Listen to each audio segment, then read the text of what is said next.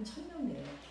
그러다 보니까 강원도 횡성에 있는 그 리조트로 가게 됐고, 여기도 신청을 한 3개월 전인가 이렇게 신청을 해야 되고, 스태프까지 해서 1,500명이 모인 것 같아요. 그래서 참여를 하게 됐는데, 거기에 가게 되면은 한 10에서 15가지의 그 강의를 선택해서 들을 수 있어요. 그래서 저희 남편은 하나님을 경험하는 삶.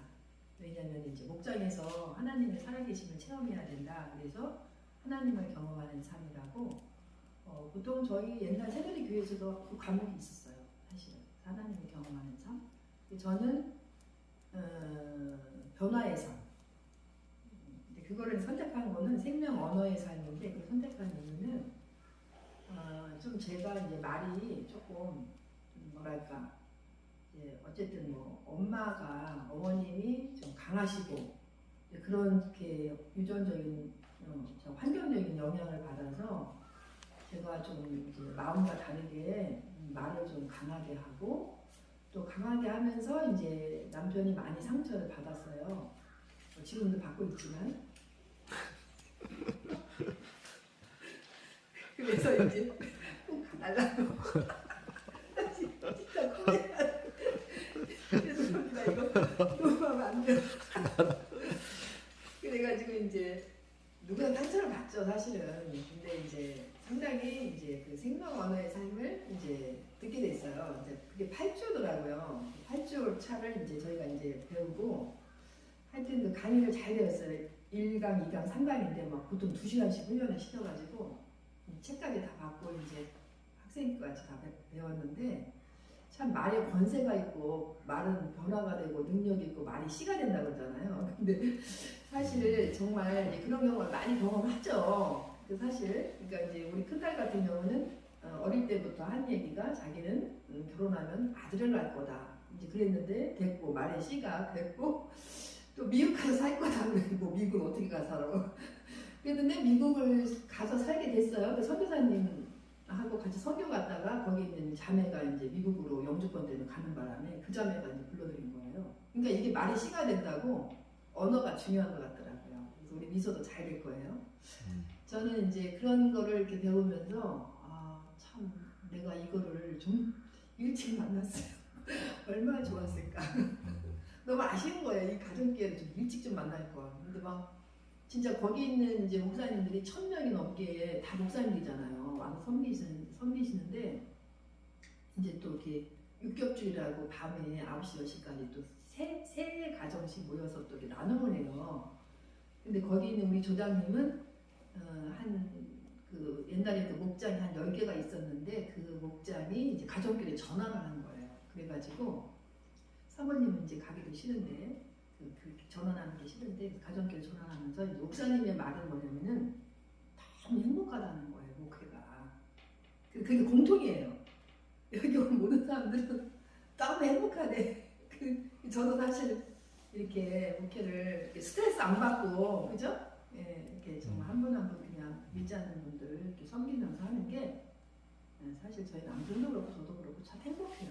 그래서 행복하게 하는데, 그 언어를 이렇게 8주 동안 하면서 인정, 감사, 격려, 윌 언어, 이렇게 그 언어예요. 그 언어를 항상 집에서 이렇게 감사 언어를 하는 건데, 그거를 쭉 배워요. 이제 아마 저희 교회도 이제 쭉 제가 이렇게 8주 이렇게 하게 될 건데요. 그러니까 감사라고 하는 건 사실 좋을 때 감사하는 게 아니잖아요. 내가 너무 어렵고 다치고 힘들 때 감사하는 거잖아, 사실은. 그러니까 그거를 이렇게 훈련을 시켜요. 그래가지고 그 목사님들은 가족 목장을 하더라고요. 그 가족 목장에서 이렇게 뭐를 자꾸 시켜. 이제 아버지가 목사님이니까 너 가서 목사야, 목사님. 한 번 시키면 2번 시키니까 막 화를 내다가, 감사라고 했지. 내가 힘들어도 감사해야지. 가다가 이제 가면서 목사를 가다가 웃어. 그래서 너 왜 웃니? 그랬더니 아빠가 나한테 가르쳤잖아요. 힘들 때에도 감사하는 거라고. 그래서 목사하고 오지만 내가 힘들지만 감사해서 웃는다. 그래서 그 훈련을 반복, 훈련, 지속 이렇게 해가지고 그걸 하게 되어 있어요. 그래서 어쨌든 뭐 예화도 많이 보고 그렇게 했는데, 저 말을 이렇게 언어를 아주 조심해야 되겠다. 그거를 이제 굉장히 많이 훈련을 받고 반복 훈련 지도이잖아요. 그래서 제가 이제 언제까지 잘 지킬지 모르겠는데 와가지고 이제 하여튼 되게 이제 그 언어를 이렇게 좀 조심해서 긍정의 언어로 감사의 언어로 이렇게 해야 되겠다.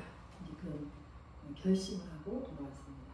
감사합니다. 이사님. 18장 18절에서 20절입니다. 네, 다 같이 한 목소리로 읽겠습니다. 이러한 제자가 예수께서 나와 말씀하여 이르시되 하늘과 땅의 모든 권세를 내게 주셨으니 그러므로 너희 가서 모든 민족을 제자로 삼아 아버지 아들과 성령의 이름으로 세례를 베풀고 내가 너희에게 분반한 모든 것을 가르쳐 지키게 하라. 볼지어다 내가 세상 끝날까지 너희와 항상 함께 있으리라 하시니라. 기도하겠습니다. 하나님, 오늘 마태복음 28장 18절에서 20절까지 말씀을 주셨는데 이 말씀을 통해서 전하는 자나 듣는 자나 큰 은혜 되게 하시고 기쁨 되게 하시고 우리 삶이 변화되는 놀라운 말씀 되게 하여 주옵소서. 예수 그리스도의 존귀하신 이름으로 기도하였습니다. 아멘. 저희들이 10월 18일부터 20일까지 목회자 컨퍼런스를 다녀왔는데요. 역시 기대와 다름이 없이 너무나 행복한 시간이었고 많은 것을 또 배우는 시간이었고 정말 인생에도 좀 더 빨리 이런 것들을 만났더라고 한다면 아마 우리 자녀들은 좀 더 많이 더 달라지지 않았을까 그런 생각을 하고 왔습니다. 근데 이제 다행인 것은 그나마 이제 손자들을 또 잘 손자나 손녀들을 잘 가르칠 수 있다는 것에 대해서 큰 위안을 삼았는데 참 이 가정교회가 그렇게 소중하다는 것을 다시 한번 느끼게 되었습니다. 지난주 제가 설교를 했을 때 교회는 뭐라고 했습니까? 병원이다. 네, 병원이다. 많은 사람들은 교회를 천국으로 생각하죠. 그런데 교회는 병원이라는 사실이죠. 그러니까 많은 사람들 교회에 기대를 하고 오지요. 교회 가면 뭔 더 좋은 것이 없을까? 더 배울 것이 없을까? 그런데 많은 사람들이 실망을 하고 돌아가는 사람도 있고 그대로 기다리는 사람도 있습니다. 우리는 생각하기를 교회는 뭔가 가장 우리가 생각하는 인생이 가장 아름다운 것, 정말 인생에서 내가 꿈꾸고 있던 것, 그리고 내가 바라는 그것이 있을 것이라고 생각하고 교회를 나오게 됩니다. 그런데 이상하게 교회는 자기가 사는 삶의 현장과 별로 다르지 않다는 사실을 느끼고 실망을 하게 된다는 거죠. 왜? 교회는 좀 뭔가 특별히 다를 줄 알았는데 교회를 가보니까 여전히 세상에서 쓰는 더러운 말을 쓰고 세상에서 하는 거짓말을 하고 심지어 세상에 없는 도둑질 같은 것들이 있고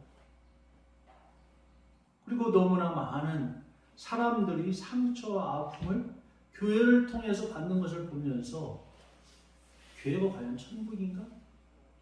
교회가 정말 예수님이 있는 곳인가? 정말 성경의 하나님 말씀이 맞을까 하는 그런 고민을 하게 된다는 겁니다. 그렇기 때문에 교회는 목사님뿐만 아니라 모든 사람 한 사람도 예외 없이 다 병든 사람들이라는 거죠. 병이 조금 들었느냐 많이 들었느냐 그 차이일 뿐이라는 거예요.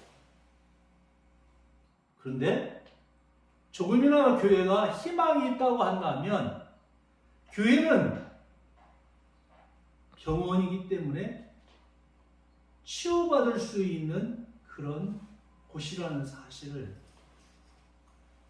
그런 모임이라는 사실을 우리는 위로를 받을 수가 있습니다. 그렇다고 한다면 오늘은 교회가 왜 존재해야 되느냐, 교회가 왜 있어야 하느냐에 대해서 한번 생각해 볼 필요가 있다는 거죠.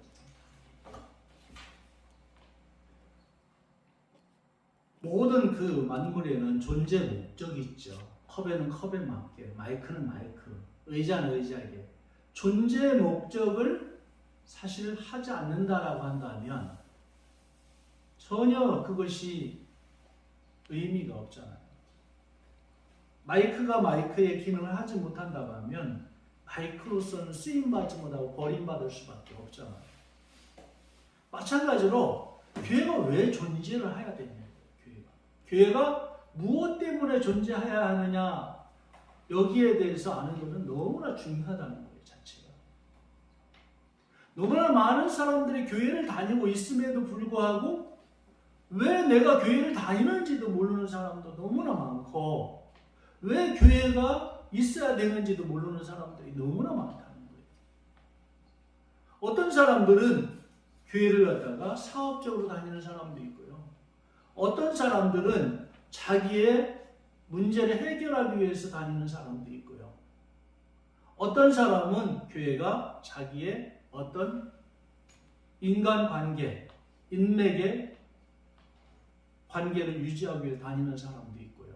어떤 사람은 좀 더 교양적인 사람이 되기를 위해서, 어떤 사람은 친교가 좋아서 다니는 사람도 있습니다.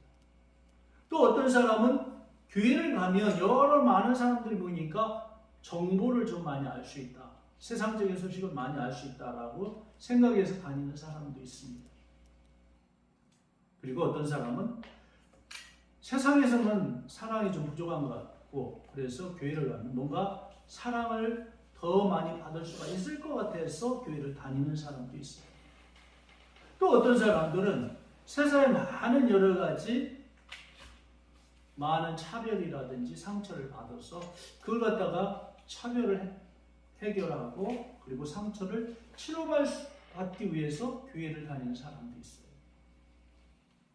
그렇다고 하면 무엇 때문에 교회를 다니느냐 하는 문제는 너무나 중요한 문제라는 거예요. 그리고 교회가 과연 무엇 때문에 존재해야 된다는 것은 너무나 중요한 문제라는 거예요. 어떤 사람은 교회를 예배를 드리기 위해서 간다라고 생각을 한다. 어떤 사람은 성경 공부를 하러 간다고 생각을 한단 말입니다.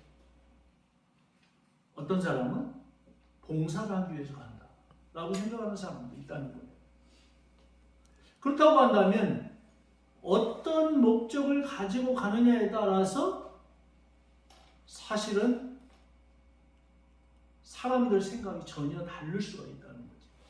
교회를 다니는 많은 사람들이, 우리 교회는 얼마 되지 않아서 큰 문제가 없겠지만 큰 교회에서는 많은 사람들이 서로 다른 생각으로 말미암아 교회에 큰 분란과 어려움이 일어난다는 사실이에요.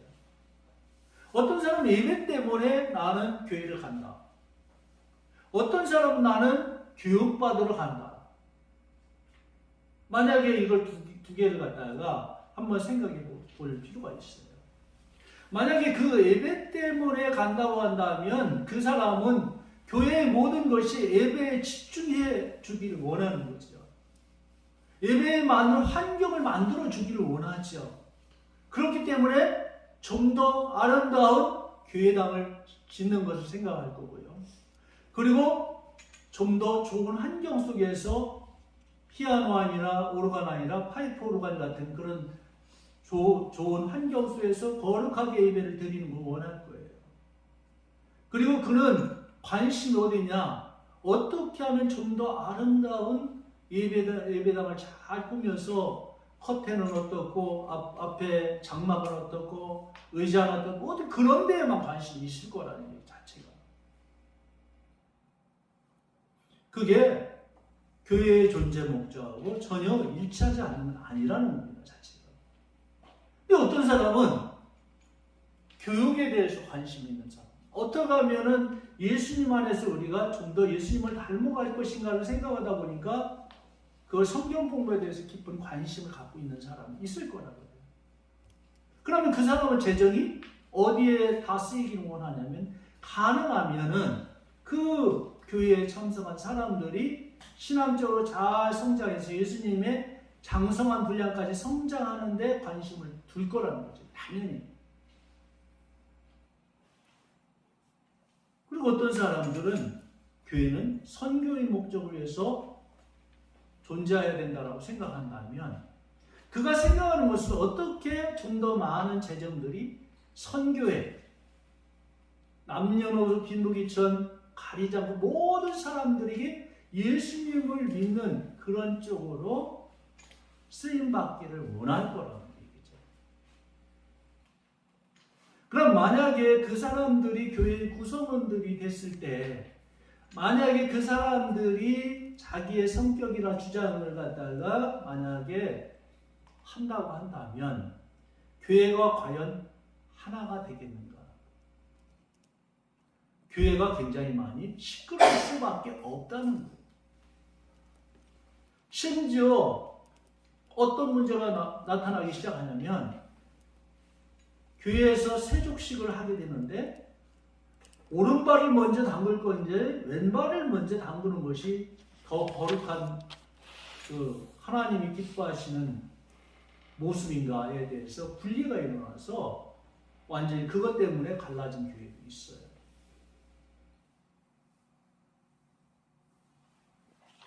그러니까 너무나 많은 사실들이 과연 교회의 존재의 목적이 무엇이느냐에 따라 사람의 생각에 의해서 교회는 분열되고 상처받고 서로가 갈등과 서로가 어려움을 겪고 있는 것이 사실입니다.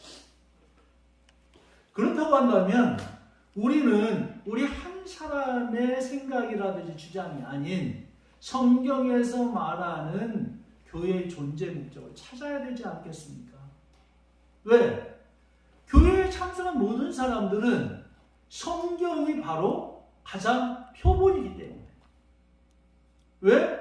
성경을 통해서 우리가 그리스도 안에서 한 몸이 되었고 하나가 되었고 성경을 통해서 우리가 하나님 나라를 만들어 가야 되기 때문에 그렇다는 것 자체가. 그렇다고 한다면 성경은 과연 교회의 존재 목적을 뭐라고 얘기를 했을까요? 우리는 그걸 알아야 된다는 것 자체가. 여러분은 교회가 뭐 때문에 존재한다고 생각을 해요? 여러분이 생각하는 교회가 이것 때문에 나는 존재한다라고 생각을 한다고 한다면 한번 성경이 말씀하시는 말씀과 한번 자기를 그 생각을 비교를 한번 해보시면 내가 맞아 있는지 아니면 틀린지를 알 수가 있죠. 이 문제는 너무나 중요한 게 뭐냐면 성경은 예수님을 진리라고 얘기를 하거든요. 말씀을 진리라고 하거든요.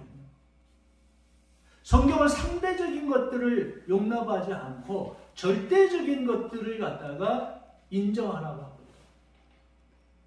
그러면 성경에서 말하는 교회의 존재의 목적을 만약에 여러분들이 깨닫는다고 한다면 우리가 교회가 무엇인지 왜 교회에 나와야 되는 것이 너무나 확실하다는 겁니다. 자체가.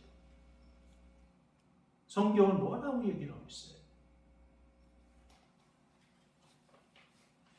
마태복음 18장 20절에서 보면 하늘과 땅의 모든 권세를 너에게 주시고 너희는 가서 모든 족속으로 제자를 삼고 아버지와 아들과 성령의 이름으로 세례를 주라고 내가 분부한 모든 것을 가르쳐 지키게 하라겠다. 어떻게 보면 예수님의 마지막 말씀, 유언과 같은 말씀이 이 말씀이죠. 자, 우리가 생각을 할 때 사람이 인생의 마지막에 유언을 남기게 되죠. 유언이라는 건 뭐냐면 그 인생의 가장 중요한 것, 자기가 가장 하고 싶었던 것, 가장 인생을 정리할 수 있던 그 한마디, 그걸 하고 싶은 것이 유언 아니겠습니까? 그렇기 때문에 유언이라는 것은 어떤 말의 무게보다도 더 크다는 것을 우리가 알 수가 있죠. 그래서 아무리 말을 듣지 않는 형제들이라 할지라도 아버지나 어머니가 돌아가실 때 만약에 손을 붙잡고 너희들은 화목하게 지내라고 했을 때 그 형제들은 가능한 화목하게 지내려고 합니다. 왜? 그 사람 인생이 담겨진 그런 말이기 때문에. 그렇다고 한다면 성경에서 가장 원했던 성경에서 그렇게 예수님이 마지막 제자들에게 하고 싶었던 말이 무엇일까? 여기 간단하게 요약돼요. 너희는 가서 모든 족속을 삼고 가서 모든 족속을 제자로 삼아 아버지 아들과 성령의 이름으로 세례로 내가 분반 모든 것을 가서 지키라. 네 마디를 가서 거기에 보면 네 마디로 동사가 표현됐죠. 세례를 주고 가르치고 또 뭐 있습니까? 지키라. 이 네 마디가 중요한데 이 동사가 중요한데 그 중에 가장 중요한 동사가 뭐 같아요? 가장 중요한 동사가 가르쳐 지키라. 제자를 삼아라. 너희는 가서 모든 족속을 제자를 삼으라 했죠. 여기서 가장 중요한 말은 뭐냐면 제자를 삼으라는 거예요. 나머지는 여러분이 아마 영어 공부를 많이 하셨을 텐데 현재 분사형입니다. 현재 분사형. 그러니까 제자를 삼기 위해서 모든 것이 이루어져야 된다는 거죠. 자체가. 그러니까 제자를 삼는다는 것이 너무나 중요하다. 그러니까 예수님이 최고의 마지막으로 남긴 말이 제자를 삼으라는 얘기입니다. 제자를 삼으라. 그렇다고 한다면 모든 교회의 목적이 어디에 있어야 되냐? 제자를 삼으라는 데 있어야 돼요. 제자를 삼으라. 제자를 삼는데 모든 초점이 맞춰져 있어요. 예수님. 그렇다고는 교회에 다니는 목적도 교회가 존재하는 목적도 제자를 삼는 데 있다는 거예요. 제자를 삼는 데 있다는 거예요. 제자가 뭡니까? 제자를 우리가 알아야 돼. 제자. 자, 고등학교에서 대학교를 들어가려면 많은 아이들이 학원을 들어가죠. 부족한 것을 메우기 위해서. 그러면 선생님이 학생들을 가르쳐요. 그러면 그 아이들을 갖다가 제자라고 하던가요? 아니죠. 제자가 아니라 수강생이 부족한 거예요. 왜 그러냐?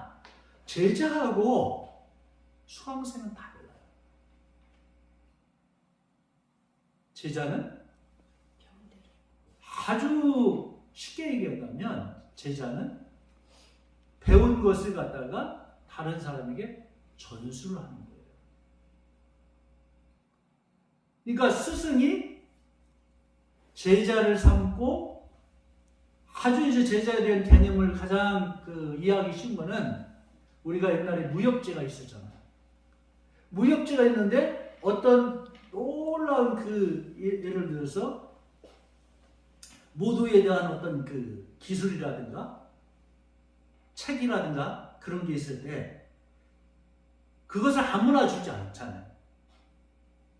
이걸 꼭 스승의 생각과 스승의 어떤 꿈과 방향이나 모든 것이 일치되는 그런 사람들에게만 이걸 나누어줘서 그 사람으로 하여금 전수하게 만들잖아요. 그죠? 이게 제자잖아요. 자, 대학원 선생님이, 교수가 대학원 선생님을 석사, 박사 가를 때 제자라고 하죠. 수강생이라. 왜? 그건 뭐냐면 그 스승님이 생각했던 그런 여러 가지 이론이라든지 그런 여러 가지 학문적으로 터득한 어떤 것, 그러니까 다른 사람이 없는 어떤 것들을 제자를 통해서 전하려고 하잖아요. 그래서 석사나 박사하고 이 논문에 그 공저자로 같이 실잖아요. 왜? 그 사람이 있는 그대로의 것들이 다 담겨 있기 때문에 그렇죠. 다른 사람에게는 그것을 발견할 수 없기 때문에. 그 제자라는 것은 가장 중요한 게 뭐냐면 전수가 돼야 돼요. 전수. 전수가 안 되면 제자가 아닙니다. 그러니까 나는 교회를 10년을 다녔고 20년을 30년을 다녔는데 나는 예수님을 내가 한 번도 내가 배운 대로 전수하지 않았다고 한다면 그 사람은 제자가 아닙니다. 제자가 아닙니다. 그러면 예수님께서 마지막 우리에게 부탁한 유언을 내가 행하지 않는다는 거죠. 나는 제자가 아니야. 그러니까 내가 제자인지 아닌지는 너무나 내 자신, 너무나 잘 아는 거예요. 그렇기 때문에 제자는 끊임없이 열심히 노력하고 배워서 스승의 것을 잘 배워서 다른 사람들에게 이걸 또다시 나누어 주어야 된다는, 전수해야 된다는 거죠. 이게 생명이라는 것 자체예요. 그렇다고 한다면 우리는 과연 무엇을 갖다가 전수를 해야 되는 거예요?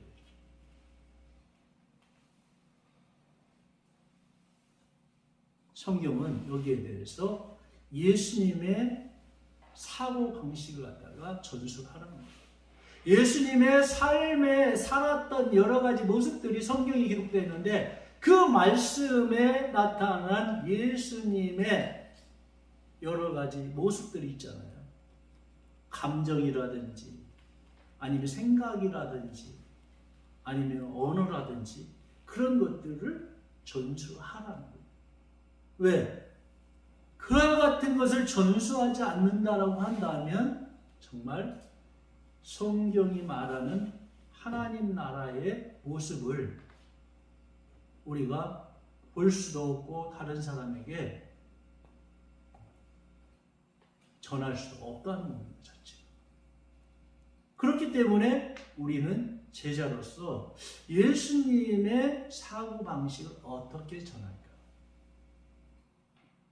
굉장히 중요한 하나의 숙제라고 볼 수가 있는 거죠, 사실. 그런데 예수님의 삶 속에는 끊임없이 뭐가 있느냐면 천국 복음을 전파를 하셨어요. 그리고 예수님은 끊임없이 많은 병든 사람들을 치료하는 역사가 일어났잖아요. 그리고 예수님은 끊임없이 다른 사람들을 가르쳤습니다. 그렇다고 한다면 내 삶 속에서 내가 제자라고 한다면 끊임없이 복음을 증거를 해야 돼요. 끊임없이 내 속에서 다른 사람들이 회복되고 치유되는 역사가 나타나야 되고요. 끊임없이 성경을 갖다가 가르치는 역사가 나타나야 된다는 것 자체. 그리고 예수님의 인격이 나의 삶을 통해서 나타나야 돼요. 제가 가정교회를 좋아하는 건 뭐냐면 가정교회는 놀라운 능력이 하나 있는데 삶이 변화가 돼요.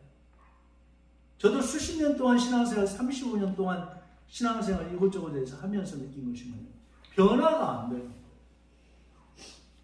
근데 가정교회를 하니까 너무나 신기한 게 변화가 일어나요. 나부터 변화가 일어나니까 그게 어거지가 아니라 자연스럽게 변화가 되더라는 것 자체가. 그렇기 때문에 다른 사람들에게 어떤 것을 전수한다는 건 너무나 중요한 것 자체. 저나 여러분이나 앞으로 지금까지 살아온 인생보다 앞으로 남은 인생은 많지 않습니다. 이 나머지 인생 속에서 나도 뭔가 흔적을 남기고 가야 되지 않겠습니까? 나도 뭔가 의미를 남기고 가야 되지 않겠습니까? 세상 사람들과 여전히 똑같이 생각하고 똑같이 판단하고 똑같이 삶을 살아서 전혀 사람들을 치유하고 감동을 주지도 않고 변화를 주지 않는다고 한다면 무슨 의미가 있겠는가? 의미가 없겠지. 근데 너무나 놀라운 한 가지는 뭐냐면 이 제자 훈련을 하는 과정에는 여러 가지 역사들이 일어나는데요. 그 중에 한 가지가 뭐냐면 치유 역사가 일어납니다. 치유 역사. 예수님 말씀을 전해보고 예수님의 그 사고방식을 전해보다 보면 놀라운 고백을 하는 것을 볼 수가 있어요. 정말 절망적이고 낙담하는, 그리고 부정적으로밖에 고백할 수밖에 없는 고백하는 그런 고백이, 너 기도 한번 해봐.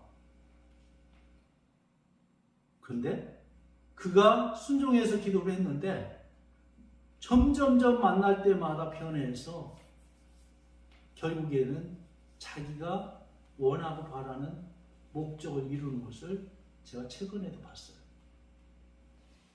정말 어려운, 자기로서는 불가능하다고, 자기로서는 너무나 힘들다, 자기로서는 정말 어떻게 할 수 없다라고 하면서 원망과 불평을 했는데, 절망적이었는데,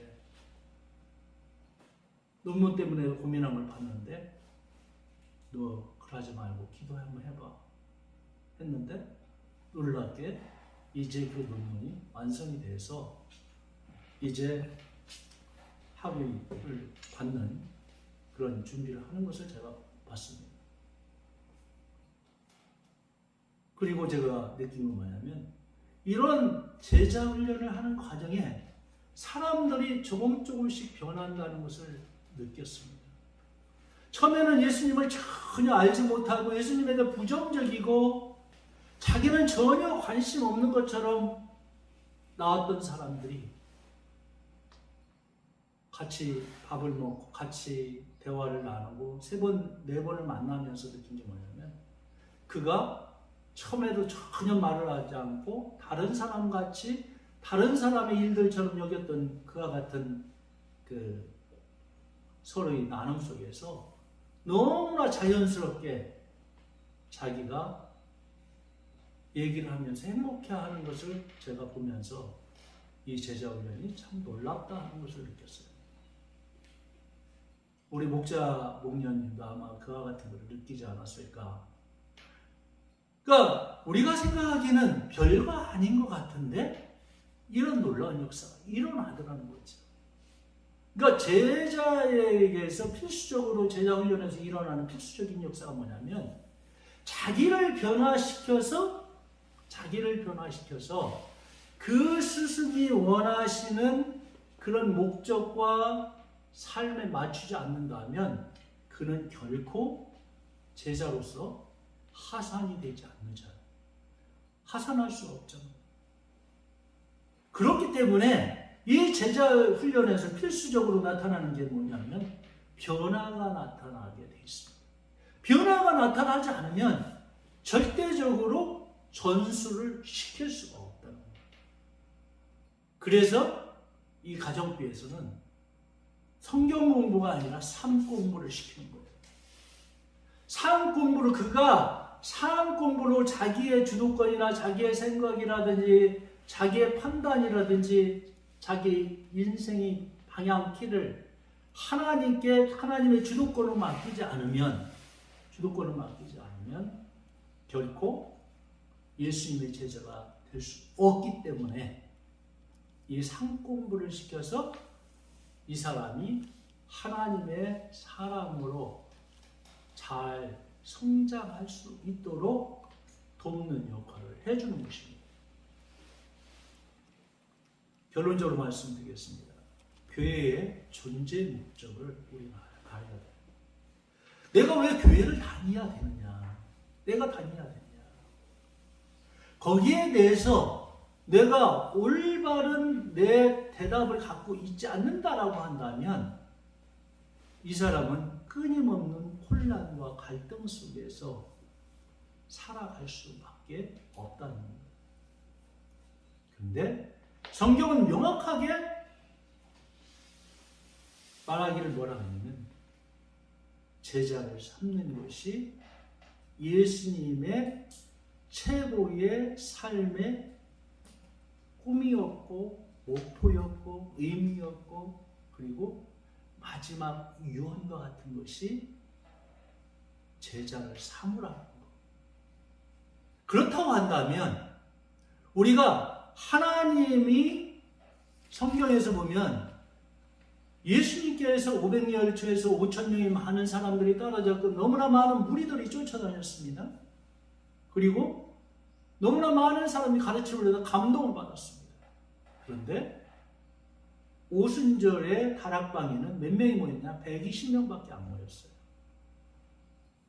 그 얘기는 뭐냐면 너무나 많은 사람들이 예수님을 떠나갔다는 얘기죠. 떠나갔다는 얘기죠. 그러니까 꼭 제자가 될 만한 사람만 남았다는 겁니다.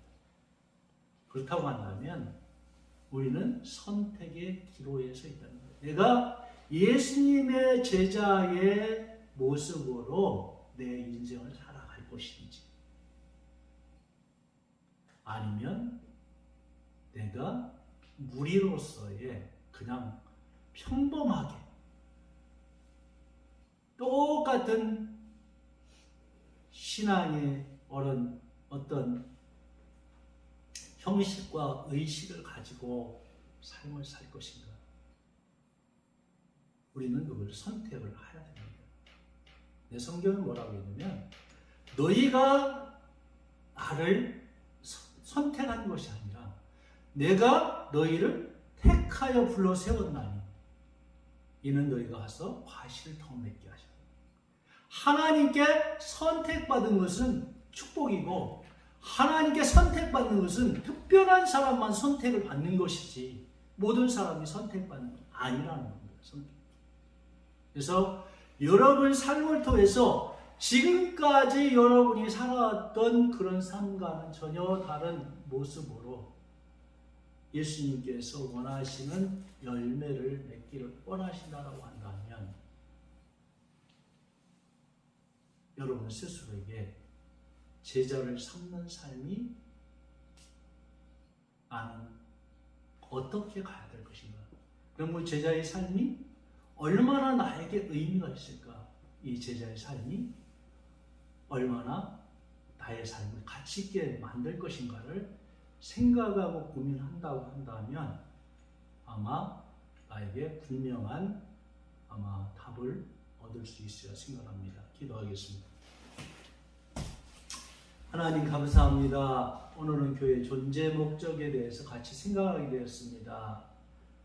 제자가 된다는 것이 얼마나 귀하고 아름답고 복된 것인가를 깨닫게 하여 주신 것을 감사합니다.